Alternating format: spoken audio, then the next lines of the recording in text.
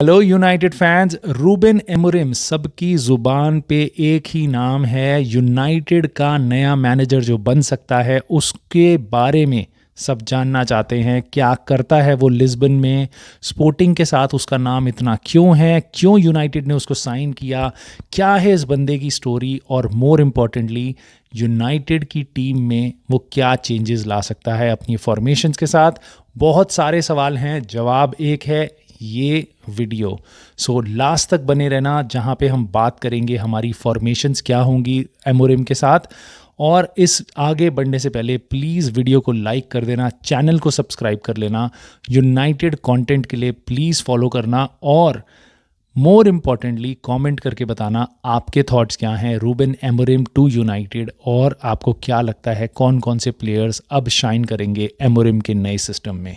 सो दोस्तों, फॉर्मेशन जानने से पहले, इसकी हिस्ट्री जानने से पहले बंदे को जानते हैं। रूबेन एमोरिम एक मिडफील्डर था, बेनफिका पोर्चुगल का। 32 साल की एज में रिटायर हो गया। बेनफिका के साथ काफ़ी टाइटल्स भी जीता है, और उसके बाद 34 साल की ही एज में उसने एक थर्ड डिवीज़न क्लब से अपना मैनेजरियल करियर स्टार्ट किया, कैसा पिया नाम से। उसके बाद वो चला गया ब्रागा। ब्रागा एक मिड टेबल क्लब है पोर्चुगीज़ फर्स्ट डिवीज़न का, और वहाँ का अंडर 23 कोच बन गया क्योंकि उसको ज़्यादा से चाहिए था अपनी टीम मैनेजमेंट में। 3 महीने के अंदर उसकी किस्मत चमकी, ब्रागा की किस्मत चमकी। ब्रागा का मैनेजर सैक होता है और वो अपने अंडर 23 कोच रूबेन एमोरिम को लेके आते हैं। पहला ही गेम 7-1 की विक्ट्री से जीतता है फर्स्ट टीम के साथ, और अगले 3 महीने तक भाई बस 2 ही गेम हारता है।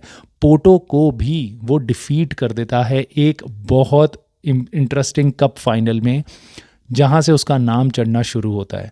भाई जनवरी में उसका पहला गेम स्टार्ट हुआ था ब्रागा फर्स्ट टीम के साथ, और मार्च आते आते स्पोर्टिंग लिस्बन की नज़र उस पर पड़ती है। एंड बॉय, यहाँ से इनकी स्टोरी होती है स्टार्ट।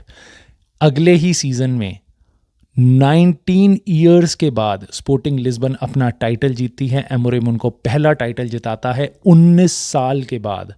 अगले सीज़न वापस वो बेनफिका से आगे एंड अप करते हैं, पोर्टो से बस कुछ पॉइंट से अपनी लीग में सेकंड आते हैं, पोर्टो जीतती है। 2022 और 2023 सीज़न में उनका परफॉर्मेंस उतना अच्छा नहीं होता है, बट पिछले सीज़न में वापस उसने एक और टाइटल डिलीवर किया स्पोर्टिंग को। सो जहां स्पोर्टिंग 19 साल से कोई लीग नहीं जीती थी, 4 साल में उसने उनको 2 ट्रॉफीज़ दिलाई। सक्सेस के पीछे कहते हैं कि भाई की 3-4-3 का हाथ है। 3-4-3 फॉर्मेशन जो आप देख रहे हो, इसकी कुछ फ्लेक्सिबिलिटी हैं, कुछ इसके नुकसान हैं। 3-4-3 आपको एक ऑफेंसिव फ्लेक्सिबिलिटी देती है। विड्थ जो आपके राइट विंग बैक और लेफ्ट विंग बैक आगे बढ़ के देते हैं, जिसके कारण आपके 3 फॉरवर्ड प्लेयर्स अटैकिंग पोजीशन में, गोल स्कोरिंग पोजीशन में ज़्यादा रहते हैं, और आपकी मिडफील्ड वहाँ से प्रेस करके लेट रन्स बना के ज़्यादा अटैक्स डाल सकती है। साथ ही साथ ऐसा स्ट्रक्चर जहाँ पे आपके 3 वर्सेटाइल डिफेंडर होते हैं पीछे, उनके अलावा पूरे के पूरे टीम आगे बढ़ के फ्रंट फुट पे प्रेसिंग कर सकती है। तो ये हैं कुछ बेनिफिट्स 3-4-3 के, बट हर फॉर्मेशन के नेगेटिव्स भी होते हैं, काउंटर्स भी होते हैं, जिसमें सबसे बड़ा इसका फ्लॉ ये है कि it is highly susceptible to counter attacks. अगर आपने अपनी पोजीशन लूज़ करी तो आपके विंग्स बैक इतने आगे थे कि अब आप पीछे बहुत शॉर्ट हो जाते हो, और बहुत ही आसानी से टीम्स आपको वाइड एंगल से अटैक कर सकती हैं। सो यहाँ पे आपको हाई फिटनेस लेवल चाहिए अपने विंग बैक्स का। आपके डिफेंडर्स अगर एवरेज स्पीड के हैं तो आप इस फॉर्मेशन में ब्रूटली एक्सपोज हो सकते हो। You need very fast defenders to cover a lot of ground, और साथ ही साथ आपके अटैकिंग मिडफील्डर की कोई खास जगह ना मिल पाने के कारण आप सेंट्रल पोजीशन से बहुत ज़्यादा पेनिट्रेशन नहीं दे पाते हो। सो ये हैं कुछ उसके नेगेटिव्स इस फॉर्मेशन के। ये है हमारा स्क्वाड, जो मेरी राय है। अब फॉर्मेशंस देख सकते हैं दोस्तों हम, कि मेरे हिसाब से एक बहुत ही सही स्ट्रक्चर जो हमारी इंजरीज़ के बाद लेनियोरो आ जाएगा और वो सीधा जा सकता है हमारे 3 मैन डिफेंस में। लीचा being a left footed centre back, Delit being an aggressive ball winning and ball playing center back, and Lenny Yoro who is again very pacey and we have seen him pre-season में कितनी long balls डालता है वो, और इस team में young है, Amorim के स्ट्रक्चर में किसी भी तरीके से वो ढल सकता है। सो ये 3 मैन डिफेंस के साथ हम जाएंगे। मेज्रोई और डेलो हमारे विंग बैक्स हो सकते हैं अनलेस जब तक हमारे पास ल्यूक शॉ और मलासिया वापस नहीं आते। मिडफील्ड वाले दोनों बंदे भाई, स्पोर्टिंग लिस्बन के एक्स प्लेयर्स मैनुअल उगाटे और Bruno Fernandes, they can dictate and they fit right into this system. Forward line में हमारे 3 बड़े नाम होयलैंड, गर्नाचो और रैशफोर्ड, मैं इनको एरिक टेन हाग के सिस्टम से सीधा पिक करते हुए एमोरिम के सिस्टम में देख सकता हूं जाते हुए। और देखना ये है कि इनमें से कौन कौन से प्लेयर्स अपनी नई पोजीशन में आएंगे, कैसा करेंगे। ब्रूनो फर्नांडिस के लिए काफ़ी नया रोल होगा, जहां उसको अटैकिंग फ्रीडम उतनी नहीं मिलेगी जितनी उसको टेन हाग के साथ मिलती थी, बट उसको सपोर्ट काफ़ी मिलेगा राइट विंग बैक और लेफ्ट विंग बैक से, ताकि उस पर क्रिएटिव प्रेशर थोड़ा सा कम हो। दोस्तों यहाँ पे एक और चीज़ मैं मेंशन करना चाहूँगा, रैशफोर्ड की पोजीशन अमाद डियालो के पास भी जा सकती है और एंटनी के पास भी जा सकती है, and so is the case with ज़र्गज़ी। ज़र्गज़ी भी इस पोजीशन में काफ़ी सूट कर सकता है। उसका जो टेक्निकल एबिलिटी है गेम में बॉल पोजीशन रखने की और बाकी लोगों को फीड करने की, पिछले 2 गोल्स जो यूनाइटेड ने मारे हैं दोनों के दोनों में ज़र्गज़ी का एक कॉन्ट्रीब्यूशन था।